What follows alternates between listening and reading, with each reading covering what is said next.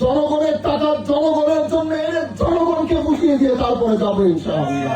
জুলুম করেছে যারা আমার নেতৃবৃন্দকে হুমকি, এই এক এক করে প্রত্যেকটার হিসাব আমি পুঙ্খানুপুঙ্খানুভাবে নিতে পারতাম, কিন্তু আমরা সেই প্রতিহিংসার রাজনীতি করতে আসি নাই। এদেশের মানুষ জানতো নির্বাচন আসলে ঘরে ঘরে টাকা দেওয়া লাগবে। এদেশের মানুষ জানতো এমপি ইলেকশন করতে হলে গ্রামে গ্রামে রাতের বেলা টাকা ছাড়তে হবে। এদেশের মানুষ জানতো এমপি ইলেকশন করলে চেয়ারম্যানদেরকে মেম্বারদেরকে ঠিক রেখে তাদেরকে নিয়ে ইলেকশন করতে হবে।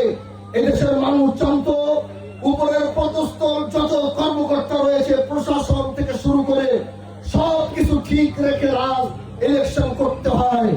কিন্তু আমাকে আপনারা এমন ভাবে আপনারা বুকের মধ্যে টেনে নিয়েছেন, আমার কোন প্রশাসনের সাথে রাতের বেলা বসতে হয় নাই, আমার কোন মেম্বারের সাথে বসতে হয় নাই, আমার কোন চেয়ারম্যানের কাছে বসতে হয় নাই, রাতের বেলা বস্তায় বস্তায় টাকা আমার দেশের কাউকে দিতে হয় নাই।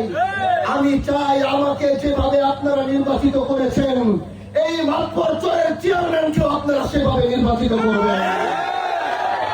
যারা দুর্নীতি করে, অবিচার করে, গরিবের উপর জুলুম করে, টাকার মাধ্যমে বিচার করে, এদেরকে কোনদিনও চেয়ারম্যানের আসনে বসতে দেওয়া যাবে না।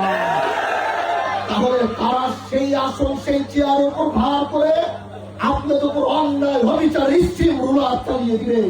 এই জন্য প্রিয় ভাইরা আমার হয়েছে, কিন্তু আমরা শিবচরের মানুষ ব্যর্থ হইনি বলে আমরা আমাদের হামজালাকে বাংলাদেশের জাতীয় সংসদে পাঠিয়েছি। প্রিয় ভাইরা আমার, হাজী শরিয়তুল্লাহর বংশের যেই ত্যাগ, যেই কষ্ট, যেই মেহনত, যেই জেল জুলুম, এই সব কিছুর পরে রাষ্ট্র সেটা আমাদেরকে যা দিতে পারে নাই আপনারা দিয়েছেন। এজন্য আজ আমি সেই পীর মোহসেনুদ্দিন আহমেদ দুদু মিয়া রহমতুল্লাহ আলাইহির একজন নাতি হিসাবে আমি এই শিবচরের মা বোন, প্রবাসী, যুবক, মুরব্বী সবার কাছে আমি কৃতজ্ঞ যে আজ সেই বংশকে আবার নেতৃত্ব দেওয়ার জন্য আপনারা আমাকে সেই জাতীয় সংসদে পাঠিয়েছেন।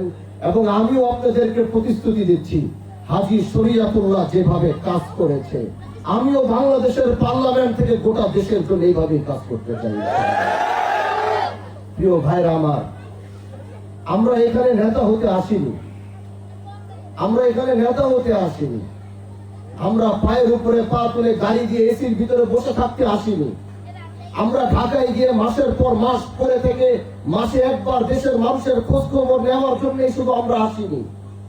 আমরা এসেছি বিগত দিনের সেই নোংরা রাজনীতি, বিগত দিনের সেই প্রতিহিংসার রাজনীতি, বিগত দিনের সেই হানাহানি মারামারির রাজনীতিকে দাফন দিয়ে এমন এক সূর্য উদয় করতে চাই যে সূর্যের ছায়াতে এই দেশের মানুষ সবচেয়ে বেশি নিরাপদ থাকবে, তাদের কোনো অভিযোগ থাকবে না।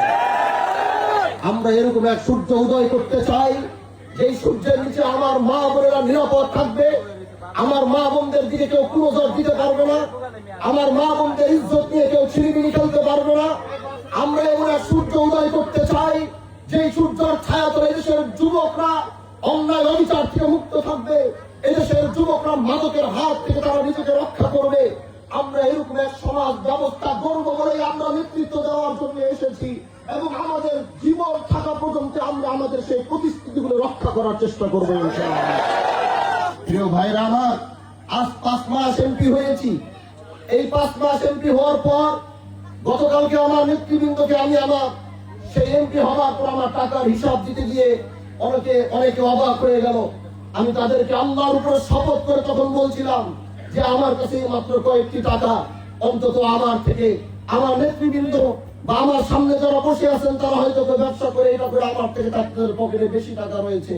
কারণ আমরা জনগণের টাকা জনগণের জন্য এনে জনগণকে বুঝিয়ে দিয়ে তারপরে যাবো ইনশাআল্লাহ।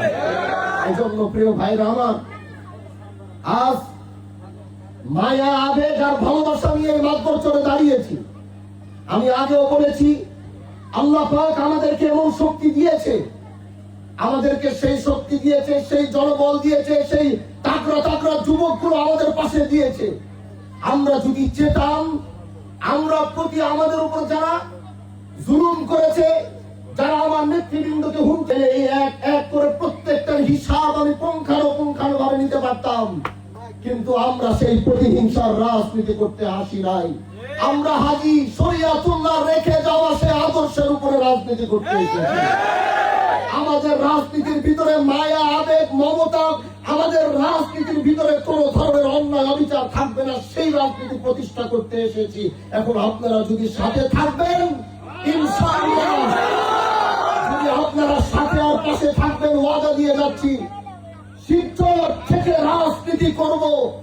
হাজী শরিয়াতুল্লাহ সেই শিবচর থেকে আওয়াজ উঠিয়েছিল।